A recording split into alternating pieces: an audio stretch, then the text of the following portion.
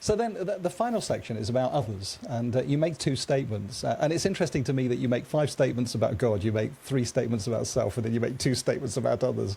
Because once you get the God thing, we've already said that, haven't we? Once you get the God thing sorted, everything else falls into place in a way. And you say, have a no expectation policy towards people. Oh boy, that's so hard. Don't do things for people because you hope it will be done back to you. That's so true. You will be disappointed. So that's the first one. And the second one, it's none of your business what people think about you. Have a clear conscience and practice goodwill to all men. And that seems to me to be a great way to live in community. So tell us a little bit about both of those. Unpack it for me. I learned it from my pastor back in Nigeria, and he always says that have a no expectation policy towards everybody. Do things, but not because you will be disappointed. It's just a fact. Yeah. Especially when you're looking to the same person you've done something for to reciprocate or behave a certain way towards you, and they don't. So I have learned it very well, and it saved me a lot of heartache because I love God, and I extend that love to people around me, but I do it in a way that I don't care how you respond. I don't care if you like me or don't like me. But is that entirely true? Because we all do care a little bit.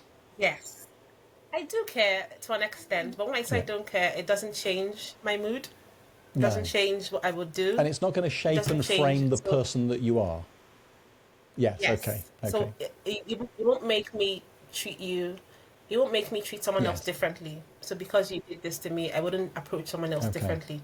So when I say I don't care, it's like I would still do what I do to you, not because of you as a person, but because of my relationship with God. So I show love to you not because I necessarily like your face or I like something about you. I'm doing it because I'm getting the picture. I understand. I like your face. I'm joking. But so that really frees you from expectations, and it lets you really just live a wholesome life because you're not putting pressure on people to fulfill whatever desires or hopes you have. You're doing things simply because you love God, and because it's difficult to love God and not love people. So you're doing things because you love God, and it's from that love from God that you're extending towards people. But then you're freeing them from the pressure of having to be and that's such a freedom, isn't it? And it's a reciprocal freedom. When you free them from it, it's amazing how often they free you from it as well. Exactly. And I think it's only fair to them, because if people have to do things for you because they feel indebted to you, or because she helped me yesterday and I have to be here, but it's not the most convenient thing for them to do.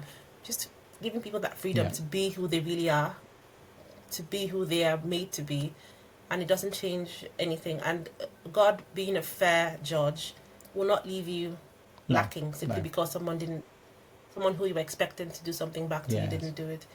He has a way of, he doesn't leave any gaps. So if you need something, he's going to raise somebody else to do it for you. Do you know, I found these two really interesting because they echoed two that I've learnt over the years. And I've dealt with a lot of people over the years, a lot of people. And one of the things I've learnt is, it was something Rose said to me years ago. She suddenly said to me, we were going through a really difficult patch, not in this church, but in one of the other churches I was involved in. And she said, reputation is what others think of you. Integrity is what you and God know to be true. You cannot do anything about your reputation, but you can do a huge amount about your integrity, live out of your integrity. Yes. And I found that incredibly helpful, and it sort of it finds resonance here in the second one here. You know, what people think about you is none of your business. And the other thing that I learned was, I can try and love people out of my own capacity to love, and I will fail. If I love people out of the love that God has lavished upon me, it is limitless. And I'm loving them and not judging them. I'm loving them and accepting them. And do you know, in the last few years, that has become so precious to me because it has set me free. It's set me free from the struggles. You know, I mean, there are people I deal with each and every week who are living with mental illness. They're living with difficulties. And they are challenging. They are draining people, and they will suck every ounce of energy out of you. And if I was loving them on the basis of my love, we'd have run dry a long time ago. Wear But out. it's Yeah. the love of God. It's the love of God shed abroad in our hearts that makes us look at people in a different way to the way that we would naturally and normally. So I guess I've learnt the same lesson as you, but I've learnt it in slightly different words and maybe in a different way. But it is Yeah. interesting. But it starts with God, doesn't it? It starts and ends there, really. But yeah, absolutely. Hey, listen, thank you so much. There's a lot there, and there's a lot I'm sure that will benefit and help others. So I'm delighted that we've been able to have this conversation and talk about this. And it's an absolute privilege. It's an absolute pleasure to have both you and Lucky in the life of the church. And we wish God's richest blessing on you as you continue to see Him unravel His Amen. will before you, because it's bigger than we ever imagined, isn't it? So thank you. Thank you for having me.